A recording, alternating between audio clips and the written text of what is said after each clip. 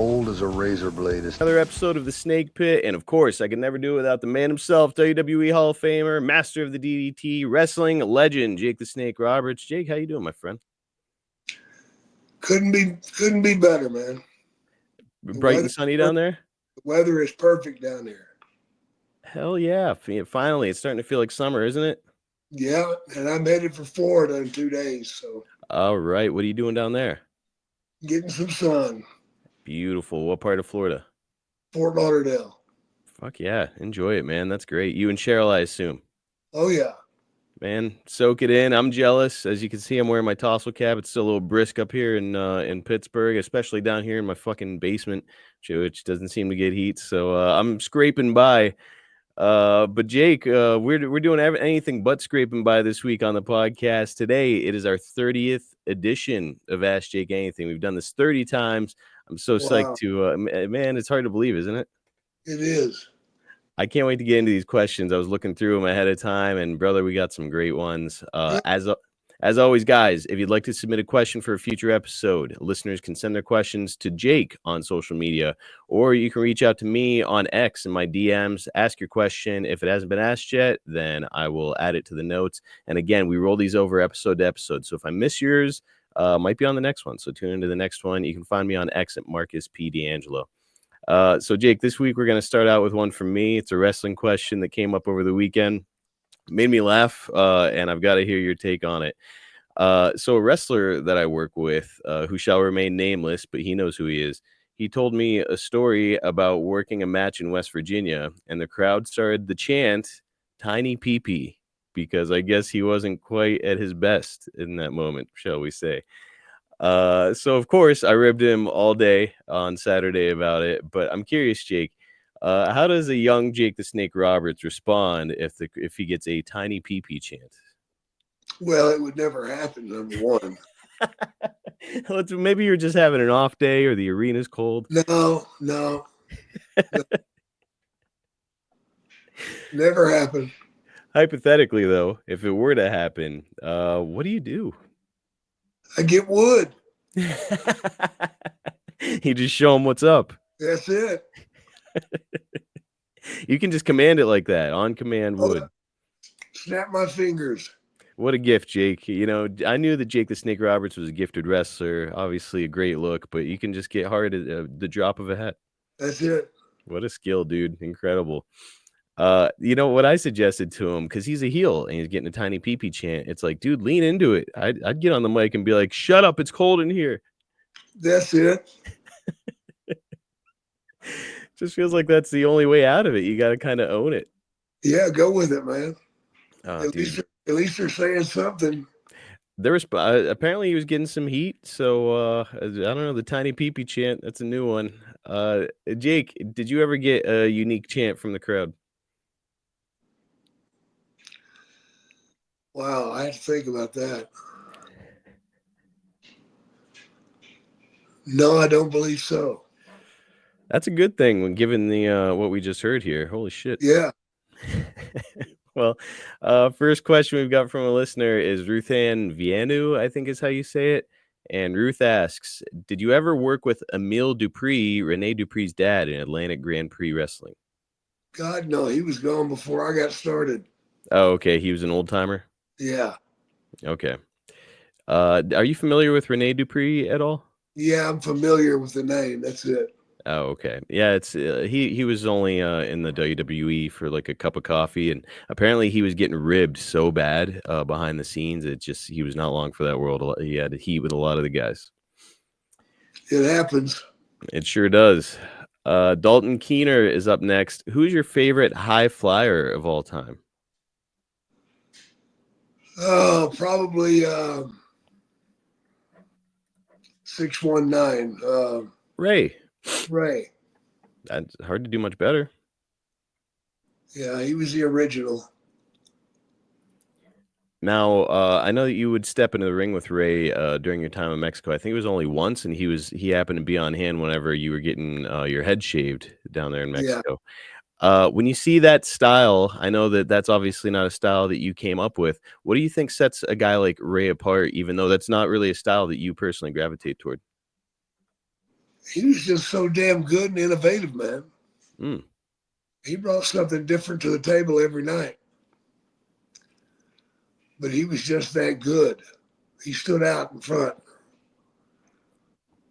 Cream always rises to the top, and it was always there, man. And when you would have been around him, I want to say that he was probably 17, 18 years old. Yeah, Still active today. And Jake, I don't know if you watch any of the Modern Product. Have you seen his son, Dominic Mysterio, at all? yeah, I have. Well, what are your thoughts on him? He's a piece of cake, man. How do you mean? He's sweet. Yeah. I think he's okay. Like, I don't know that he's the wrestler that his dad is or anything like that, Oh, but who is? But no. I've been in a couple live events where he's on the card, and I personally have never seen anybody get heat like that he was on the apron during like a 6-man tag match. Nobody's paying attention to anything in the ring because they were so busy booing and jeering him. It was fucking crazy. Well, that's a heel. He's doing something right. Yep. Trey Yeomans is up next. This is something you and I just discussed offline for a second. What do you think of the natural disasters going into the Hall of Fame? I don't know that it's been confirmed yet, Jake, but that's the big rumor is that the natural disasters are going to be going into the Hall of Fame this year. I think it's great, man. Big John was something else, brother. Mm-hmm. He was something else. So they were both fairly special, but Big John, he was a step above. You're not the first person I've heard put over John Tenta and kind of his like raw skill and just innate understanding of the business. Yeah, Man, like you caught him, and we've talked about John at length here, but you caught him when he was still really young. I want to say he was yeah, 26 or something. yeah.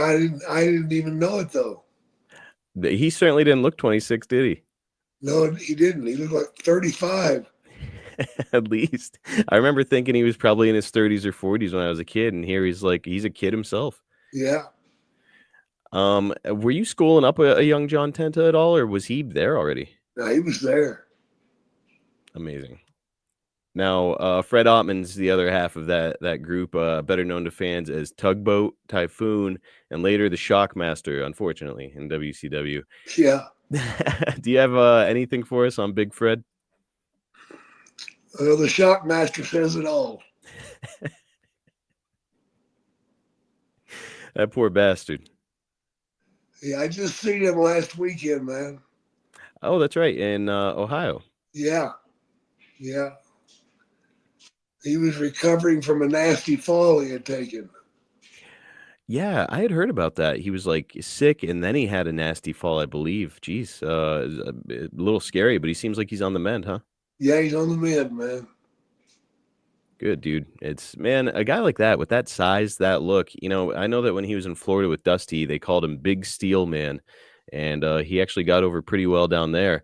I don't know. Do you think that he's one of those circumstances of shitty gimmicks, wrong time, or what do you think held him back? Yeah. Bad gimmicks, bad timing. Hypothetically, if you'd been pitched the tugboat gimmick with a bunch of money attached to it when you came into the WWF, you think you would have bid on it?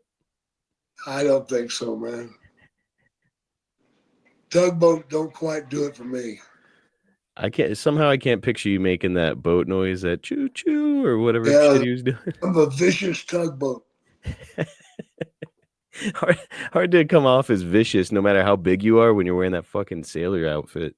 Right. They Popeye. Poopeye. Not Popeye, Popeye. That's a little bit more appropriate. Yeah, they did poor Fred a little disservice there. Okay, guys, let's take a quick time out to talk about our fantastic sponsor, Blue Chew. It is the new year, and it's time for you to have better sex with Blue Chew. And they're putting their money where their mouth is, pal. They're offering you a month for free.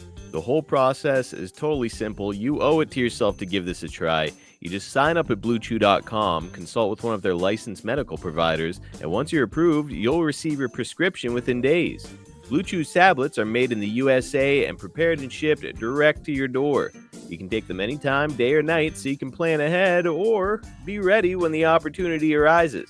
The best part? It's all done online. That means no more visits to the doctor's office, no more awkward, uncomfortable conversations, and no more waiting in line at the pharmacy. Now, look, people ask me all the time, and it's always the same question: does Blue Chew really work? Well, let me tell you, pal, it's time for you to find out for yourself. People are going to be calling you Eagle Scout with the way that you're going to be pitching tents by the time Blue Chew is done with you. The folks at Blue Chew told me they're not going to stop until every man is bricked up like a brick house. That is their mission. They want to get you rock hard in the new year. You know, I said you owe it to yourself. Not only do you owe it to yourself, you also owe it to your partner. You could be missing out on the best sex of your entire life without even knowing about it. Come on, you got to give this a try. They say there is nothing sexier than confidence, and Blue Chew can help give you confidence where it counts. We can all relate to wanting to feel more confident, right? Especially in the bedroom, and Blue Chew's here for you. It's time, guys. Make life easier by getting harder and discover your options at BlueChew.com. We've got a special deal for our listeners. Try your first month of Blue Chew free. Just visit BlueChew.com and use our code SNAKE at checkout. You'll get your first month free. Just pay $5 shipping. Visit BlueChew.com for more details and important safety information, and we thank Blue Chew for sponsoring the podcast. Yellow Dog is up next, and he asks, any stories about Skandor Akbar? Oh, yeah. I was around Akbar for a long time. All right. What do you have for us on him? Well, one night in Lake Charles, Louisiana, I was refereeing. And Akbar was the champion. He was a heel champion. And he was wrestling Danny Miller. Now, both of these guys are up in the years at the time.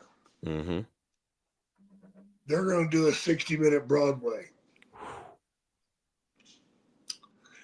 Of course, it's not going to be 60 minutes. It's probably going to be closer to 45.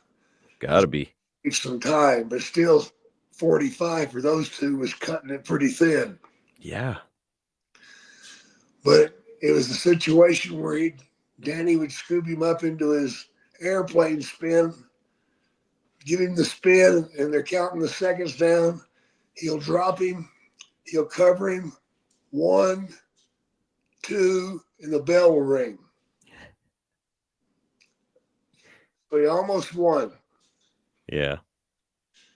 Well, the timekeeper was so into the match, he refused to ring the bell. So I'm left with my hand not going down. Oh, no. So the people fucking ring my ass.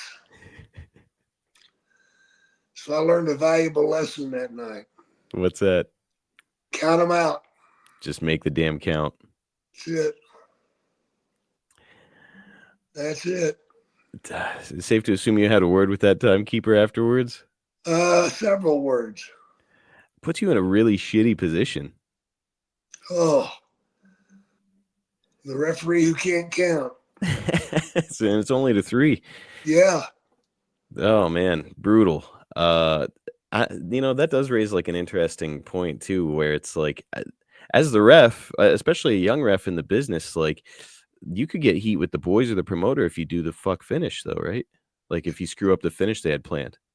Well, the bottom line is somebody didn't do their part. Okay. And if I don't count 3, I didn't do my part. So you can fade the heat. There's no heat on the referee for counting. Gotcha. Okay, man. Pretty interesting. Boy, I know I'd be pissed at that timekeeper. Holy shit. Will is up next. He asks, I've heard Jake talk about some of the road agents from back in the day, but has he told any stories about Blackjack Lanza yet? You got anything on Blackjack Lanza? Blackjack Lanza would fuck a snake. He was the ultimate dirty old man. Oh, no. Oh, yeah. He was special. Anything that moved, he was after it. Oh, yeah. He was all over it. That's great. Not what I was expecting to hear about Blackjack. How is he as a as like an agent? Good fit? He was all right. Okay. What do you think makes a good agent? Just do your job, you know. You know, it's interesting. We've talked about a couple of agents here on the show, and during your period, it would have been obviously Blackjack, Rene Goulet. I want to say it was a guy that we discussed very briefly a couple weeks ago. I can't remember his name. Anyways, a few road agents, and so far, you've just been like, yeah, he's fine, or like, yeah, he was an idiot, or whatever about the guys. Were there just shitty agents back in the day, or did the agents have heat with the boys pretty by and large? Most of them had heat with the boys. Okay. Is it just the nature of the job, or were they pricks, or a little bit in Yes, between? we were. Okay. Would you were you an agent or just a writer back in the day in Just a 1996? writer. Okay. Would you have taken an agent job? I doubt it. Probably have to pay pretty well, right? I don't think that wouldn't matter. Oh, really? That job is that bad? Yeah.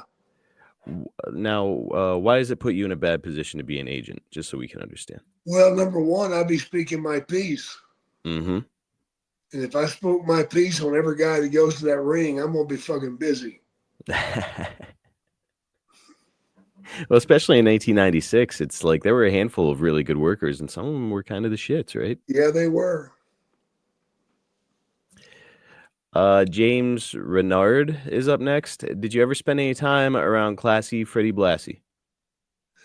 Yeah, a little bit. When we come to the garden, he would be there. Okay. Always dressed to the nines, always had a suntan. Always looked good, man. Yeah. Class Freddie Blassie, you pencil neck geek. He did look like $1,000,000, and he had like a Hollywood connection a little bit too, didn't he? Yeah, he did.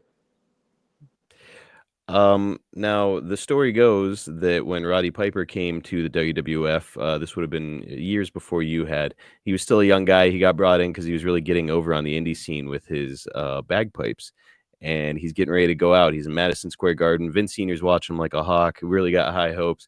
Goes out, goes to play his bagpipes. They don't play. And here, apparently, Freddie Blassie had stuffed the tubes with a bunch of toilet paper.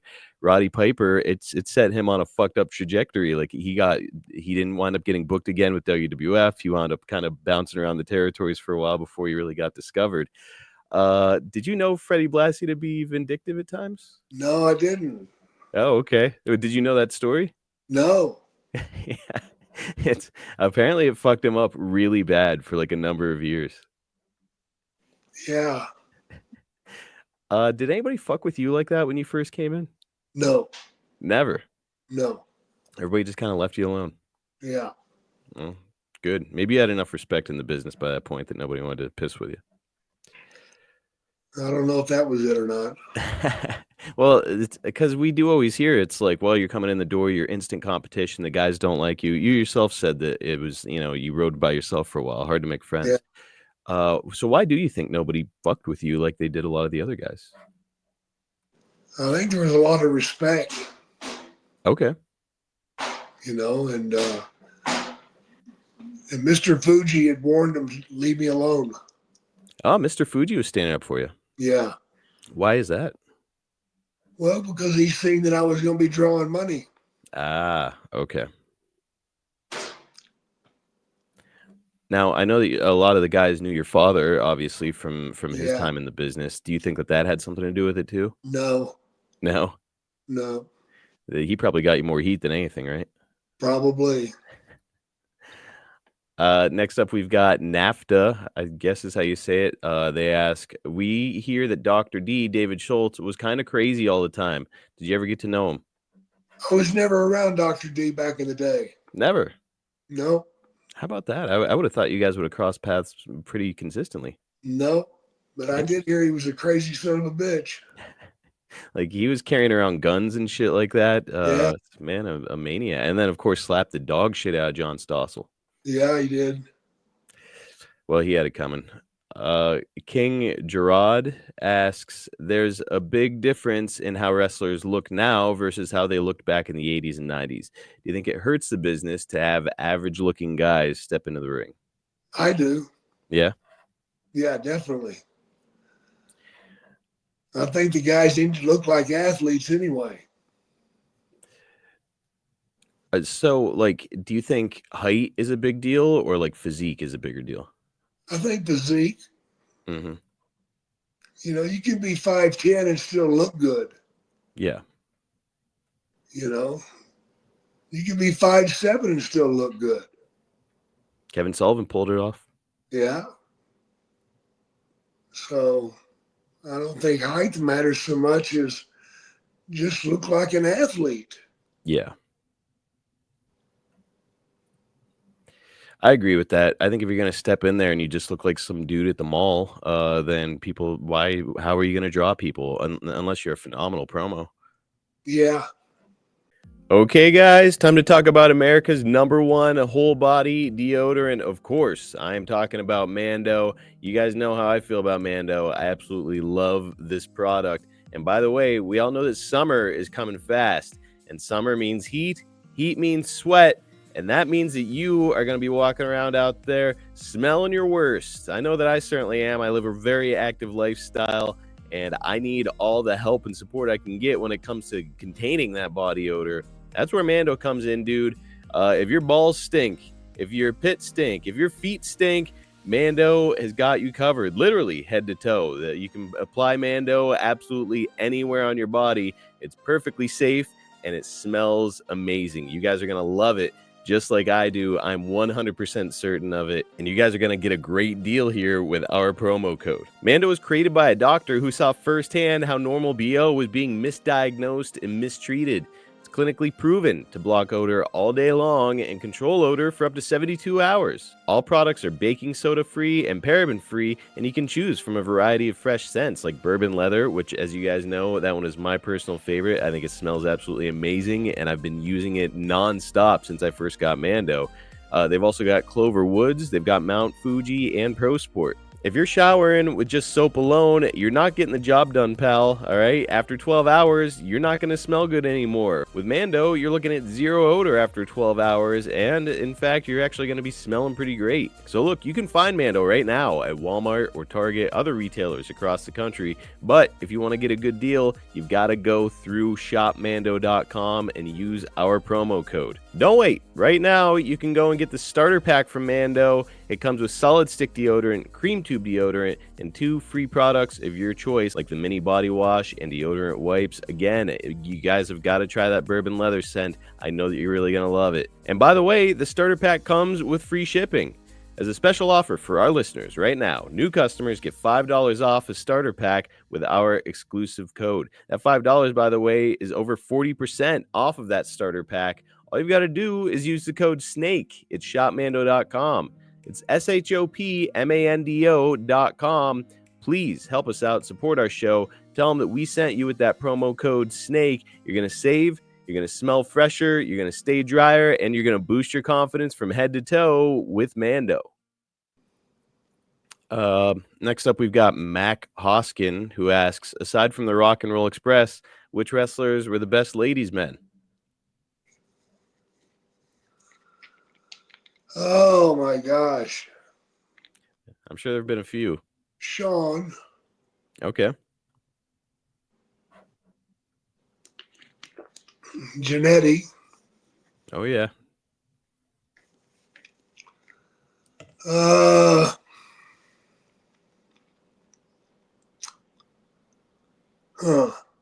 I think it's pretty well known by this point that DiBiase was having affairs behind his wife's back during the time that he was on the road. He talks about it a lot on our podcast. Everybody's got a pod. Yeah. You got to probably throw him into that category based on some of the stories I've heard. Yeah, probably. Mm-hmm. And of course, I didn't do myself any good. A lot of the guys are kind of like, I don't know. A lot of the fans are like, oh, these wrestlers were degenerates back in the day. It's like, put yourself in their shoes. You're young, you have money, you're famous. People are coming up to you all the time, offering you free shit. It would be really hard to not be a bad person sometimes. Yeah, it was tough. Real tough. Were a lot of the guys that weren't like traditionally attractive. I'm thinking of a guy like Terry Gordy, God rest his soul. But like, was a guy like that still going out to the bar crushing ass just because of who he was? Yeah. Wow. All right, gotta give it up. So just being in the business will help you out, boys and girls. Yeah. Dave Prorietti, I guess we're getting some weird names this week. He asks, it seems like a lot of guys in wrestling go for the eyes if they get into a fight. Why? Did anyone ever give you tips on how to defend yourself if you got into a shoot in the ring or at the bar? Sure. Well, first off, go ahead. Go for the eyes. Who told you to go for the eyes? Because that is a thing in wrestling. Oh yeah, it's just well known. You know, if you can't see, you can't fight. Okay. Just hook a motherfucker in the eye and that'll slow him down. Yeah, he won't want to fight no more. Jake, did you ever have to go after a dude's eye? Oh yeah. Did you get his eye out? Not completely. I'm sure he didn't want to fight anymore after he had a finger in his eye. Sure didn't. Red Rocks is up next, and they ask, what do you think of Edge and Christian? Awesome to see them both in AEW. I'm glad they were both in AEW, man. They weren't through yet, and they still got a lot to give. Mm-hmm. And it's fun watching them, especially Edge. Man, early 50s and still looking like $1 million out there. Yeah. Were you watching any of their tag team shit back in the day? Yeah. One of the greatest tag teams of all time. They both just happen to now be on the AEW roster. Really cool to, like a lot of people criticize Tony Khan for bringing in these talents that they deem as over the hill or whatever. But fuck, man, the proof is in the pudding. Both guys look and perform great. Yeah. We'll do a few more and get out of here, Jake. Yes Man is up next. Who's the best tag team you ever worked with, and who's the greatest of all time? Rock and Roll Express, they have both answers. That's a good one. And outside the ring, they were doing all right for themselves with the ladies. Oh, my God. Probably more than all right. Yeah. Gregory Jules is up next. CM Punk did some really great stuff when he was in AEW, and he's continuing to have success in the WWE, even though he's 46. Did you spend much time around him? What do you think of the guy? I've never been around him much. Mm. The short time I was around him in AEW, he didn't last long. No. So I can't really, cross any T's or dot any I's with that one. Yeah. I've seen him do some good stuff, though. Good worker. Yeah. Yeah, I mean, and at 46 years old, he's still doing good stuff with WWE. A lot of people are tuned into that, obviously, with it being WrestleMania season. The guy's got it, and sure, there's a lot of questions out there about what kind of person he is outside of wrestling. But I don't know, sometimes you just gotta pay more attention to the art than the artist, right? Yeah, true that. All right, two more and we're out. Ars Landerson, it must be a Lars Anderson fan, is up next. Any Bill Dundee stories? Bill came in as a booker for Mid-South, didn't he? Yeah, he came in for a booker at Mid-South, but he was on his way out whenever I came in. Oh, okay. So have you spent much time around him? No, not at all. Okay. I know that you were in Tennessee there for a cup of coffee before somebody snitched on you or something for weed. Was that it? No, that was in Kansas City. Oh, it was. You left Tennessee because of shit payoffs then, right? Yeah. Okay. I didn't bring enough money to stay.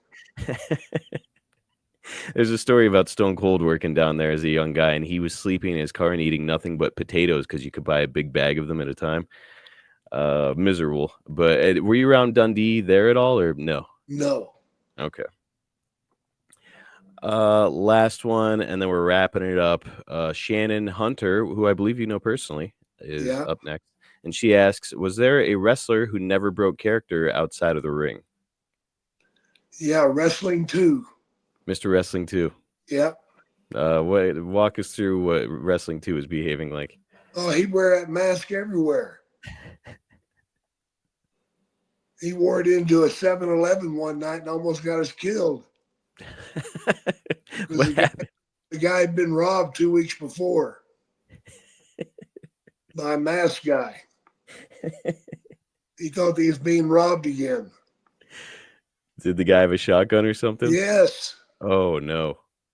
And he was shaking. Fuck. What's Jake the Snake's play in that moment? You just run right out of the store? Got the fuck out of there. What did 2 do? Oh, take it easy, son. Take it easy. I'm Mr. Wrestling. He still wouldn't take his mask off. Well, yeah, he's got to protect the gimmick. Yeah, really. Holy shit. So I've heard a few things about wrestling too over the years. Most people really respected him. I know that DiBiase said he had no idea how old he was when he was around him, but apparently he was kind of a generation before you guys. Yeah.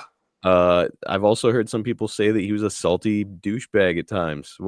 Did you like him? I liked him. Yeah. Yeah.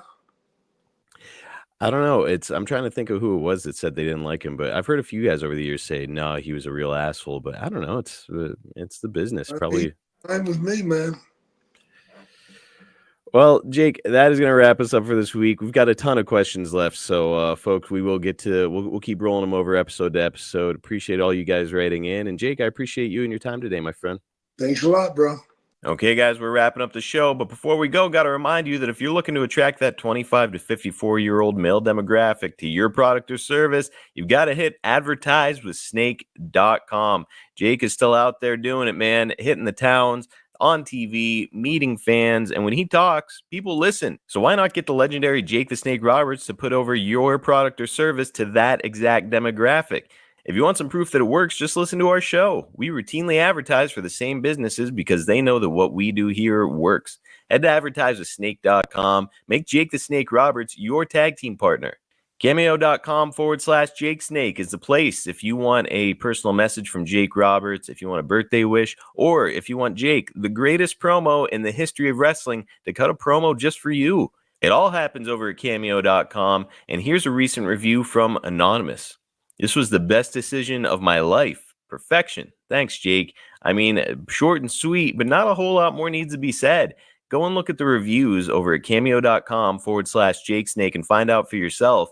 All of the reviews are great. Jake puts a ton of effort into these. He knows what fans want, and he always delivers. Again, it's Cameo.com/Jake Snake. Order yours today. Check Jake and I out on YouTube. It's youtube.com/@SnakePitPod. We've got some short, bite-sized clips from the show and highlights. We've got some exclusive podcasts over there. You know, we've got that exclusive episode with Baby Doll, which gave more context on Jake's time in WCCW. And believe me, the gears are turning on other ways that we can get more context and more story behind the story, so to speak, on Jake and what he was doing and some of the stories that we've discussed here. So the only place to get all that is over at youtube.com/@SnakePitPod. Does Jake and I a big favor. Get over there and get subscribed. Hit the notifications bell so you don't miss any awesome new videos that we're putting out, and enjoy all the wonderful content that Jake and I have up there. If you've enjoyed the Snake Pit, please do us a big favor. Like, subscribe, leave us a 5-star review on all platforms. Does Jake and I a massive favor and only takes you a couple minutes. So seriously, if you can do it, please just take a couple seconds, help Jake and I out, give us that 5-star review, and let's keep chugging here on the Snake Pit. Catch Jake on X at Jake Snake DDT, on Instagram at Jake the Snake DDT, and on Facebook at Real Jake the Snake. You can follow me and drop your questions at Marcus P. D'Angelo on X.